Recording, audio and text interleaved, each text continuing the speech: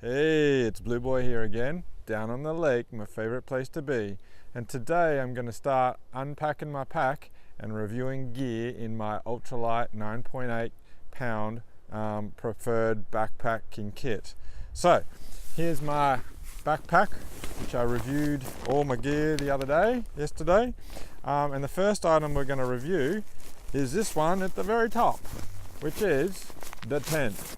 The duplex tent. So we're going to get that out, we're going to do a full review of that, and we are also better use some stakes. So stick around and check it out, it's going to be awesome.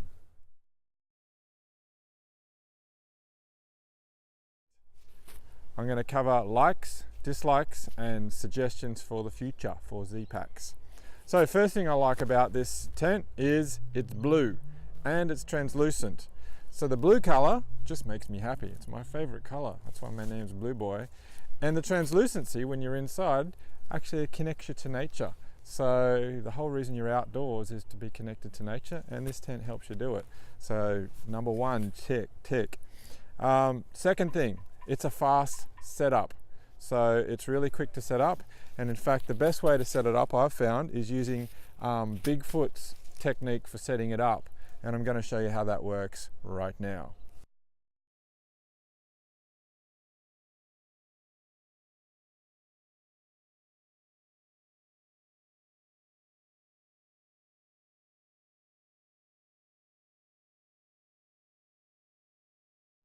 Okay, so I've had it set up successfully, and it, from 2 or 3 minutes to a maximum of 5 minutes, you can have it set up easily. One of the other great things I like about this tent is not only is it fast setup, but of course it's dry setup.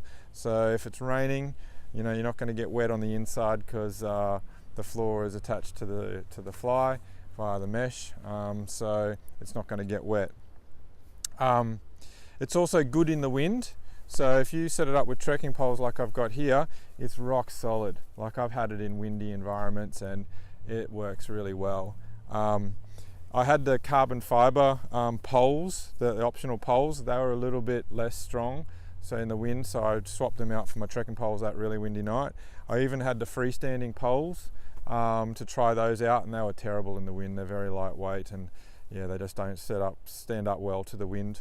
Those freestanding X poles across there, they just bow and bend, and you just feel really unsecure and unsafe. You just don't like it in the wind. But trekking poles like this, even these lightweight Montbell trekking poles, are rock solid. So I like that. The other thing I like about it is the space. So it's an excellent tent for one plus gear, your pack and stuff on the side and all your bits and pieces. I actually wouldn't even mind it if it was a bit wider. Instead of being 45 inches wide, I'd love it to have been 50-inch wide, because I use a wide pad, a 25-inch pad. So I take up a lot of that space already, and sort of sliving down the side for my gear, I wouldn't mind an extra 5 inches. Also, if I had a second person that had a wide pad, then I'd be able to accommodate them. But as it is, if I have a second person, I've got a 25-inch pad, they've got to have a 20-inch pad. And if it's a partner, it's just like, who gets the skinny pad? It's like, not me. Anyway, so space is good overall though. And the vestibules, it's a double door and it's double vestibules. The vestibules are reasonable. They're quite high when they come down, so they give a lot of ventilation even when they're opened. I often sleep with them wide open like that, even on cold nights, as long as it's not raining. Yeah, it's good. Or if it was raining, tie them both in, but there's still a lot of ventilation that gets underneath them. Okay, so they're the things I like.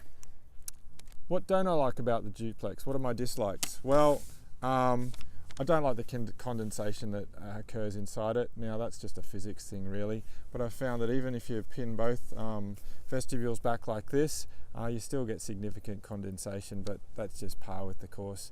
That's just physics, you can't avoid that really. Second thing I don't like is the foot box of your sleeping bag or your quilt often gets wet, so you've got a little, even though it's sort of like a 7-foot long tent, these tie outs, these pull outs here don't really pull it out high enough.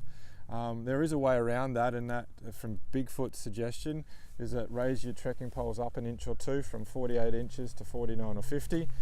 It pulls the bathtub floor up, so you got bigger sidewalls and less floor area, but you also got higher head and foot end as well, so keeps your foot box of your sleeping bag drier. So the third thing I don't like about the duplex is the floating floor. This floating floor, as you can see, you lift it up, it just floats. Like, it is a way to save weight, of course, and that's good, but I just don't like the idea of it. It just feels weird inside. And also another consequence of the floating floor is if your gear pushes the floor out from the bottom there, like your sleeping pad or your pack, which has happened to me, it pushes the floating floor out from underneath the cover of the fly, and rain can then drop into the exposed bathtub floor through the mesh. So that's a consequence of not having a pin down floor. Okay, so I don't like that. Fourth thing I don't like the trekking poles right in the middle of the doorway. It's the most inconvenient place to get to. You've got this beautiful big rainbow door zipper like this, but you've got to deal with the trekking pole right in the middle of it. So the freestanding poles, which I've also got, which are the like 2Xs on that side, 2Xs on that side, avoid having a trekking pole in the middle, and it's magnificent. It's a pity that they're so flimsy and so limited in their use, because they are blow over in a puff of wind, and this tends to droop down, so I don't really like them. Also, if it's raining, the fifth thing I don't like is if it's raining, it's hard to get into the tent without getting the floor wet, because there's no like really any vestibule thing area. You can't really get in. I've often got wet and get in there and it's wet inside, so if it's pouring down rain, it's hard to get into the tent and stay dry or keep the inside of the tent dry. And then the sixth thing, I've actually already mentioned it, I don't like the sixth thing I don't like about the tent is the freestanding poles, those X poles. They're just really flimsy, they're terrible in wind, they feel really like they'll blow over. You've got to stake down the corners anyway, so the whole point of the freestanding poles is if you can't stake in. So I just think they're a bit pointless, other than they allow me to have a nice vestibule out the front, which I can rig up with my rain skirt, and I've made a video on that as well, so you can check that out. So that's the dislikes. So what improvements or suggestions would I have for Joe in the future for a 2 trekking pole supported tent like the duplex? I'd suggest thinking about a modified design, modifying this design to avoid having the trekking pole in the middle of the doorway. That's how you really could improve it, Joe. Having an offset trekking pole supported, dual trekking pole supported tent would be the best. There's 3 examples I can think of that do it successfully. The latest one that looks the best is Dan Durston's X-Mid. That looks amazing on massdrop.com. Another great one is Sierra Designs High Route 1 FL Featherlight, designed by Andrew Skirker when he was with Sierra Designs, who is no longer. There's a new version coming out, a slightly lighter weight one, but he hasn't had anything to do with that. But it still looks good, but it's made of seal nylon, and seal nylon sucks. Stretches and stuff.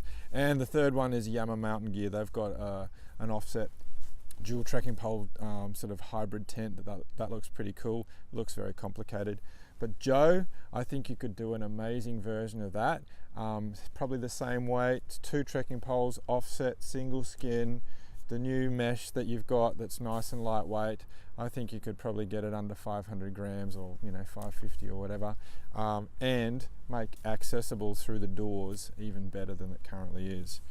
As for suggestion for the current design, put little sort of cords in the corners there, so that you could pin down to stop it flapping around, just with a little bit of stretchy cord.